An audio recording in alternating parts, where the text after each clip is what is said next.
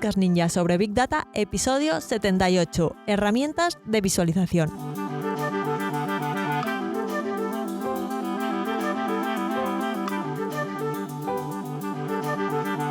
Muy buenos días, bienvenidas, bienvenidos a un nuevo episodio de un Podcast Ninja sobre Big Data. El podcast en el que hablamos de Machine Learning, de analítica de datos, de inteligencia artificial y de todo lo relacionado con el Big Data y el mundo de los datos. En este podcast hablamos de inteligencia artificial y de Big Data de manera normal, alejándonos de las ideas de IA de las pelis y tratamos todos esos temas con los pies en la tierra y con sentido del humor. Yo soy Marta Arroyo y cada semana os cuento cositas sobre todo este mundillo de los datos al que me dedico. Además, si queréis profundizar un poco y no lo habéis hecho todavía, podéis ir a la web datos.ninja y descargar el ebook La guía ninja del Big Data y la inteligencia artificial. Una guía para iniciaros en el mundo del Big Data, el Machine Learning y la ciencia de datos desde cero. Y recordad que además de poder descargar la guía ninja, recibiréis cada 2 semanas el boletín ninja, la newsletter en la que os cuento todo lo que se me queda fuera del podcast. Noticias, recursos de aprendizaje, herramientas y recomendaciones que me voy encontrando por ahí. Lo encontráis todo en datos.ninja.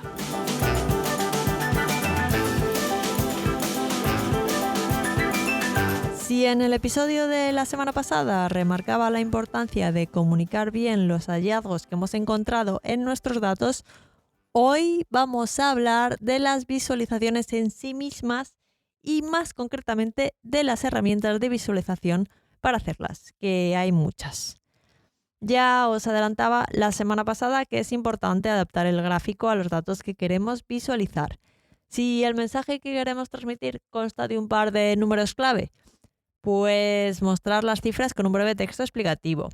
Estos números clave pueden ser estadísticos generales de nuestro dataset, que nos dan una visión intuitiva de lo que tenemos delante, como valores medios, medianos, máximos, mínimos. Aquí ya de primeras podemos tener una primera impresión sobre si nuestra intuición sobre lo que creemos de los datos que tenemos delante se corresponde con la realidad. Luego, si queremos mostrar tendencias a lo largo del tiempo, un gráfico de líneas. Estos gráficos son geniales cuando queremos comprobar fenómenos cíclicos o si hay estacionalidad en nuestros datos o cualquier tipo de patrón temporal. Por ejemplo, que la gente se va más de vacaciones en agosto o que hay más ventas en un determinado e-commerce la semana de Black Friday. Pues todo esto con gráficos de líneas se ve estupendamente. Para comparaciones o para mostrar categorías tenemos los gráficos de barras o columnas. Una visualización importante que se suele representar como un gráfico de columnas es el histograma. Con un histograma podemos ver cómo están distribuidas nuestras características. Si, por ejemplo, la característica o variable fuera el número de personas en España según su edad, veríamos que la barra más alta se corresponde con las personas de entre 45 y 49 años. Y que hay mucha menos gente entre 0 y 4 años. Los histogramas son súper útiles para ver si hay alguna anomalía en nuestros datos. En plan, imaginad una pirámide de población que tiene su máximo en personas de 45 y 49 años y luego va decreciendo suavemente y de repente tiene un pico muy fuerte en personas de 120 años. Pues ahí sospecharíamos. Además de los gráficos de barras o columnas, para hacer comparaciones, también nos puede ser de utilidad los diagramas de caja y bigotes, porque dan además información sobre la distribución de valores. Se componen de una caja rectangular que representa dónde se concentra la mitad central de los datos. Luego hay una línea dentro de la caja que marca la mediana y los bigotes son líneas que se extienden desde la caja hasta los valores máximo y mínimo, excluyendo los valores atípicos que suelen representarse como puntos individuales fuera de los bigotes. No sé si lo visualizáis así con un poco de imaginación, porque así en un podcast es complicado, pero os voy a dejar ejemplos de todas estas cosas, de todas las visualizaciones y todos los tipos de gráficos de los que hable en las notas del programa. Así no hay que trabajar tanto la imaginación. Y luego el último tipo de visualización del que os voy a hablar, aunque hay muchos más, pero bueno, estos son los principales, es el gráfico de dispersión, que suele ser así como con puntitos.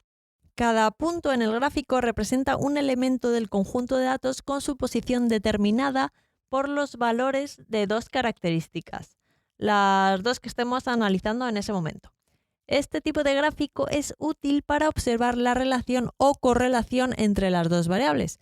Por ejemplo, puede ayudar a identificar si aumentos en una variable tienden a estar asociados con aumentos o disminuciones en la otra y cosas así. Bien, pues ya que os he hablado de unos cuantos gráficos que podemos utilizar en nuestros análisis de datos, tanto exploratorios como aclaratorios, hablemos de herramientas. Porque aquí hay un montón de opciones y voy a daros un rápido tour por algunas de ellas.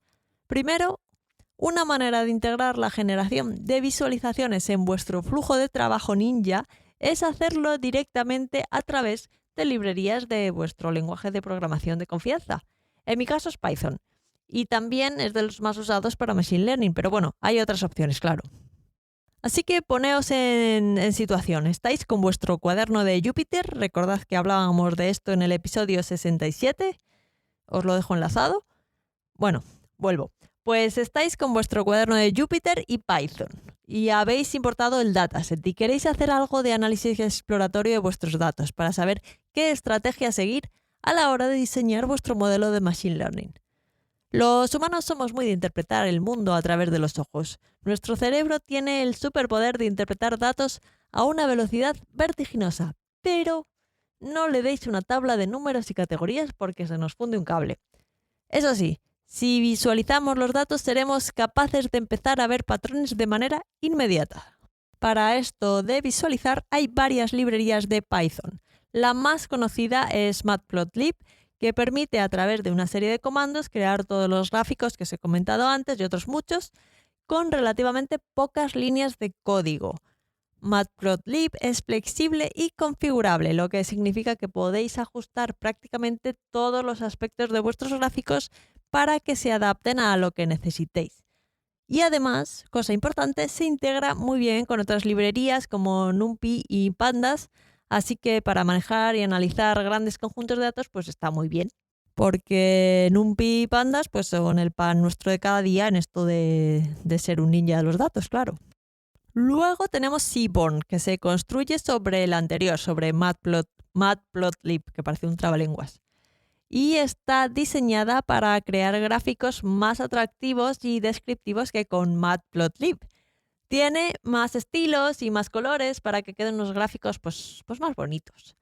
Y además, Seaborn simplifica el proceso de generación de ciertos tipos de gráficos complejos que serían aún más difíciles de hacer solo con Matplotlib.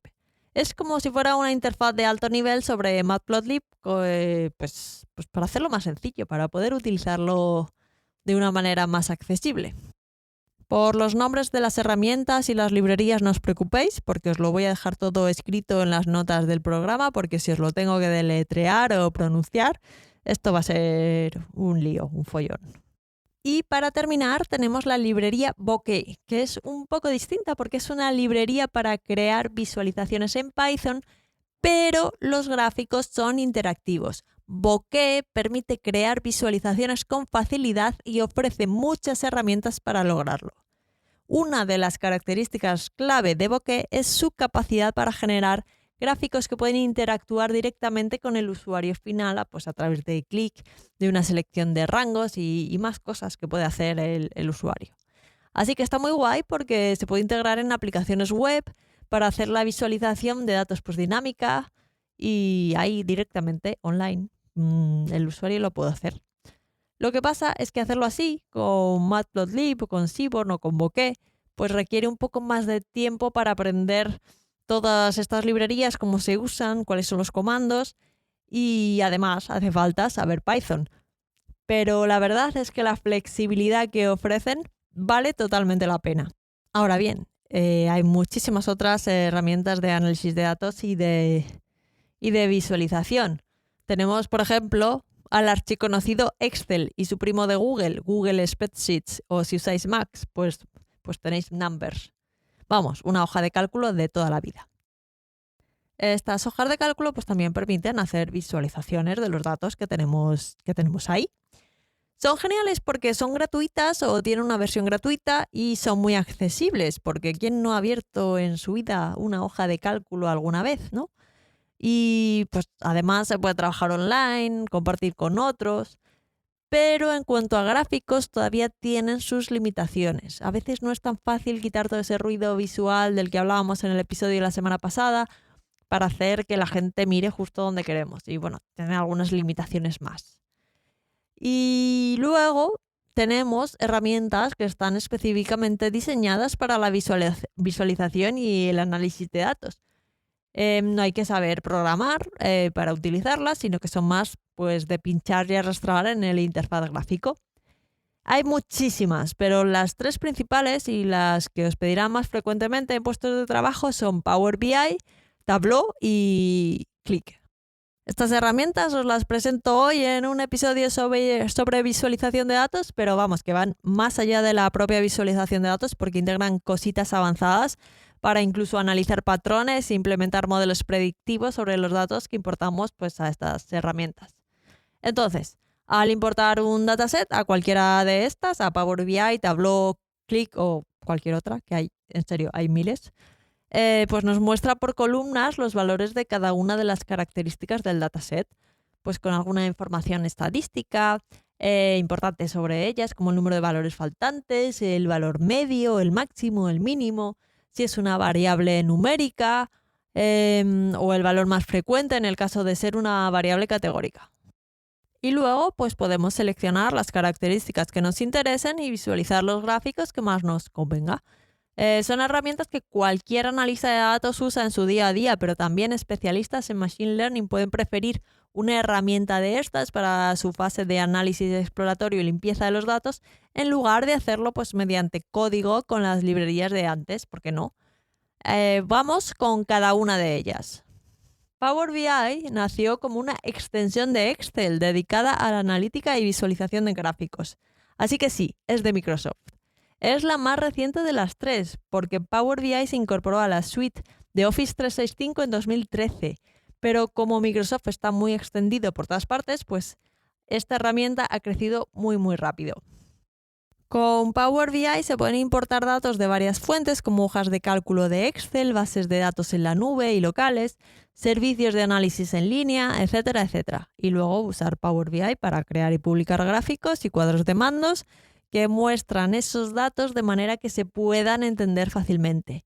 Se utiliza, además, para identificar tendencias, para hacer seguimiento de objetivos, para obtener una vista detallada del rendimiento de distintas áreas de una organización. Tal vez oigáis hablar de ella como una herramienta para inteligencia de negocio. Luego tenemos Tableau, que sirve para lo mismo básicamente, y se fundó en 2003. Aunque Salesforce la compró en 2019. Y al final, pues las 3 sirven para poder analizar y representar datos sin tener necesidad de saber programar. Así que, pues se pueden explorar los datos, se pueden manipular y se pueden transformar. Y ya por último, pues tenemos Qlik, que es la pionera, creada en 1993 en Suecia, pero no por ser la primera se ha quedado atrás, ni mucho menos. Y luego, como os he dicho, pues hay muchas otras de este tipo, cada una tiene sus peculiaridades, algunas son mejores en una cosa, en otra, pero vamos, que las 3 sirven básicamente para lo mismo. Así que ya veis, hay herramientas para todos los gustos y necesidades. Solo es cuestión de encontrar la que mejor se adapte a vuestro estilo para realizar un análisis exploratorio o aclaratorio de vuestros datos y que consigáis comunicar con éxito vuestros hallazgos sobre ellos, para que no os pase como a Semmelweis. Por mi parte, eso es todo por hoy. Espero que os haya gustado el episodio. Si os ha gustado, no olvidéis dejar un me gusta, algún comentario en iVoox o una valoración de 5 estrellas del podcast en Spotify, en Apple Podcast o donde quiera que estéis escuchando esto. Y si conocéis a alguien empezando en el mundo de la visualización de datos, pues le podéis enviar el enlace de este episodio por WhatsApp, que igual les sirve para algo, para elegir una herramienta, por ejemplo. Como siempre, si tenéis cualquier duda o pregunta, podéis contactar conmigo a través del formulario de contacto en la web o en redes sociales. Os dejo todos los enlaces en las notas del programa.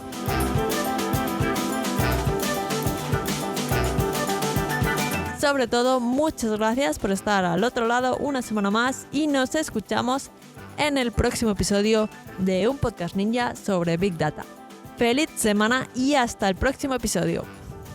¡Adiós!